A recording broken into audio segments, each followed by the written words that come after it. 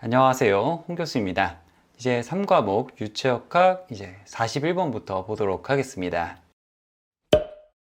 41번입니다. 수력구배선 이거에 대한 설명으로 옳은 것은 이렇게 물어봤어요. 자, 수력구배선과 같이 붙어 다니는 게 에너지선이고, 에너지선은 전수두, 압력수두, 속도수두, 위치수두를 다 더한 게 이제 에너지선이고, 여기서 속도수두 2지분의 V제곱, 2지분의 V제곱인 이 속도수두만 빠진 게 수력구배선이 되겠습니다. 그래서 이제 답은 4번이고요.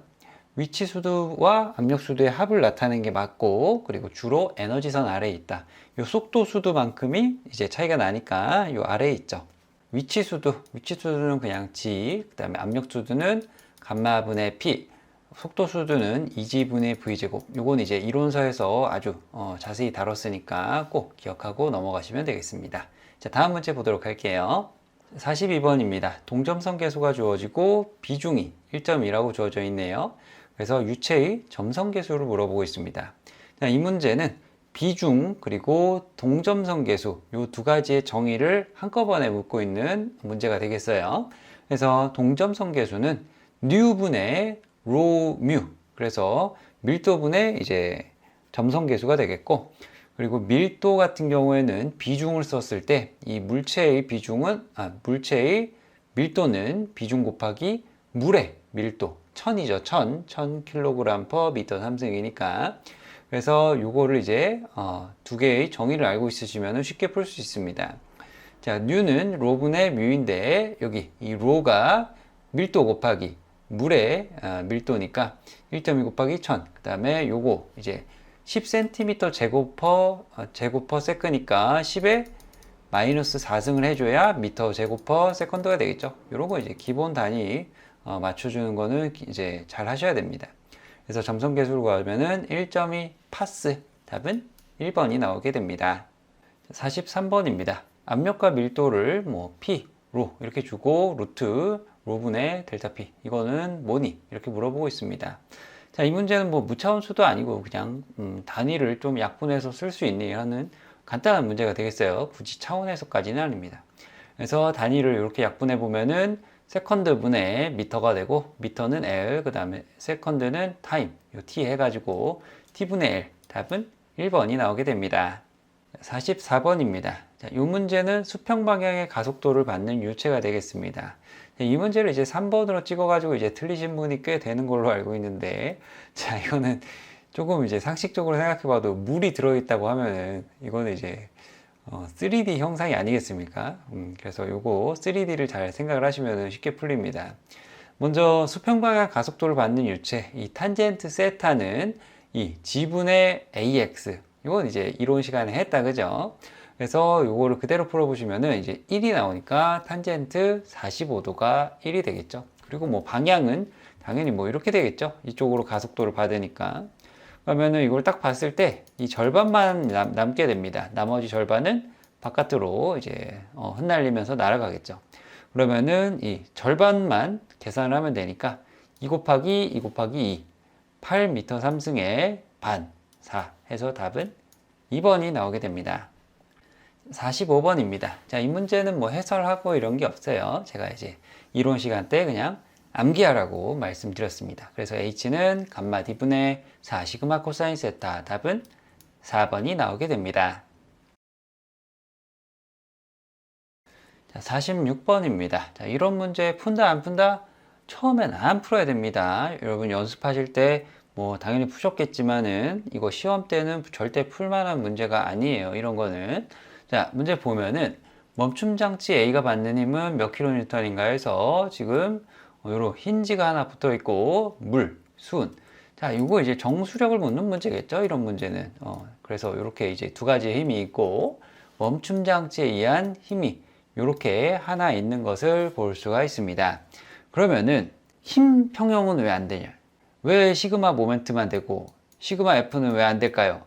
그것은 힘이 모두 표현되지 않았기 때문이에요. 여기서 작용하는 힘이 요 세 개뿐만이라는 거를 여러분이 이제 그렇게 생각하시겠지만은 아닙니다.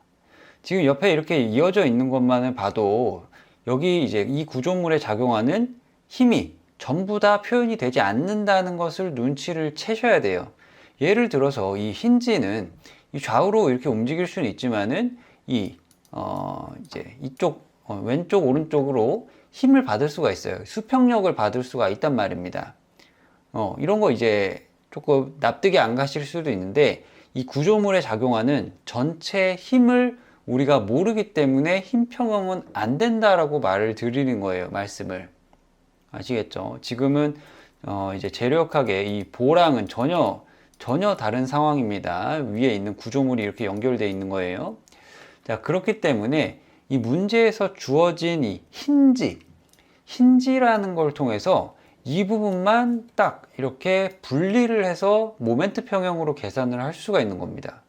힌지 위로는 이 모멘트가 이렇게 작용을 하지 않는다고 생각을 할 수가 있으니까요.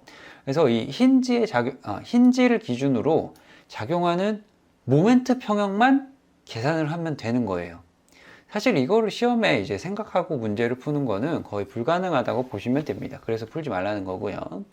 그래서 이 정수력 두 가지를 구한 다음에 이 모멘트 평형을 이 멈춤 장치까지 계산해서 계산을 하시면 돼요. 그래서 정수력 같은 경우에는 감마 HA 해가지고 이제 58800, 수는 800000 이제 80만이죠. 그리고 이제 이 작용점 여기 이렇게 이제 수직으로 서 있으니까요. 그래서 이거를 이제 계산해 보면은 1.33이 나옵니다. 이 수면으로부터. 그래서 여기 있는 힌지를 기준으로 여기가 지금 1.2니까 여기 1.33 더해서 2.53이죠. 요 거리를 갖다가 두 개의 힘을 모멘트 플러스 마이너스 그 다음에 요 방향이 이제 플러스죠. 자, 지면을 뚫고 나오는 엄지 방향이니까 그래서 요 플러스 갖다가 이 모멘트 3.2m 갖다가 이렇게 계산을 해보시면은 586kN 답은 3번이 나오게 됩니다. 자, 이런 문제 못 푸셔도 전혀 상관없고요. 이런 문제를 이제 풀다가 뒤에 문제를 못 푸는 게 정말 바보 같은 겁니다. 그러니까 제 말 믿으시고 이런 문제는 과감하게 제끼세요. 자, 다음 문제 보도록 할게요. 자, 47번입니다. 이 문제 이제 직각으로 부딪히고 있다. 이거 유동유체의 힘 F는 로 QV 또는 로 AV 제곱이다. 이게 되겠죠. 그래서 이거는 그대로 이제 대입만 하면은 아주 쉽게 풀립니다. 먼저 이 비중이 0.83이라고 그랬으니까 이거 까먹지 말고 밀도 곱하기 전에 이제 넣어주시고 A는 뭐 여기 있는 요 면적이죠. 요 면적. 그래서 4분의 파이 0.05의 제곱. 그 다음에 속도 12에 제곱하면은 234.7 답은 4번이 나오게 됩니다. 자, 49번 보도록 하겠습니다. 자, 마노미터를 설치해서 액체 탱크의 수압을 측정하려고 하는 거예요. 이게 액체 탱크입니다. 자, 수은의 액주의 높이 차가 이렇게 주어지고 A점에서의 자, 계기 압력입니다. 절대 압력이 아니고 계기 압력을 물어봤어요. P 게이지입니다. 이때 이제 액체의 밀도는 900kg/m3이다 이렇게 나와 있습니다. 먼저 할 것은 이런 압력 측정 문제에서는 일단 기준점을 설정을 하시는 것이죠. 그래서 먼저 A의 압력 PA와 그 다음에 요 오른쪽의 압력 이게 모두 같다고 보시면 되겠습니다. 그래서 PA는 이거는 이제 이론 시간에 엄청 강조를 했어요. 자체적인 압력도 있고 그리고 이 정수압으로 인한 압력도 있는 겁니다. 두 개예요. 요 정수압만 있는 거 아닙니다. 그 다음에 오른쪽 같은 경우에는 대기압도 있고 그 다음에 이 수은의 정수압도 있고 해서 두 개의 이제 2+2를 계산을 해보시면 됩니다. 그래서 왼쪽 같은 경우에는 로 액체 GH 그 다음에 오른쪽 같은 경우에는 로 수은 GH 해서 이제 쭉 계산해 보시면은 PA가 이제 165.4가 됩니다. 근데 이거는 절대 압력이죠. 계기 압력은 대기압만큼 빼주는 것이죠. 그래서 64.1 답은 1번이 나옵니다. 뭐 처음부터 이 PATM을 이제 빼고 계산하시는 분들도 있을 텐데 고수분들은 가능한데 이제 초보자분들은 제가 설명드리는 것처럼 여기 두 개의 합이 모두 같다는 걸 먼저 생각을 하시고 그 다음에 문제를 풀 수 있도록 하세요. 이게 머릿속에 있고 난 다음에 그 다음에 요 대기압 빼고 게이지압 계산하든 뭐든 하시기 바랍니다. 자, 다음 문제 보죠. 49번입니다. 레이놀즈 수 계산하는 문제입니다. 레이놀즈 수는 누분의 VD 또는 뮤분의 로VD입니다.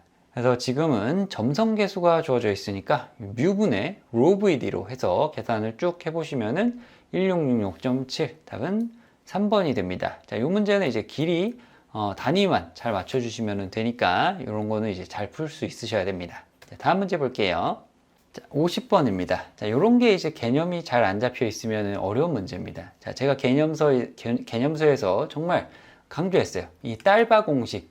딸바 공식은 원관, 뭐, 비원형관 상관없고, 난류, 측류 상관없습니다. 문제에서 난류 유동이 나왔다? 그러면 무조건 딸바부터 먼저 생각하라 그랬어요. 그래서 지금 보면은 매끄러운 원관이라 그래서, 이거 하겐포화제유인가? 유량인가? 압력 강화 나오니까. 그래서 하겐포화제유 Q는 뭐시기 딱 쓰려고 보니까 지금 난류 유동됐죠.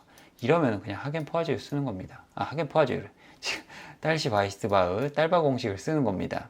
그래서 속도를 EV로 했을 때 압력 강화는 얼마가 되는가? 이걸 물어봤을 때 이 속도가 2배다. 그러면은 이 HL은 4배가 되고 그리고 이 관유동에서의 압력 강화는 델타 P는 감마 HL 이렇게 이제 표현이 되죠.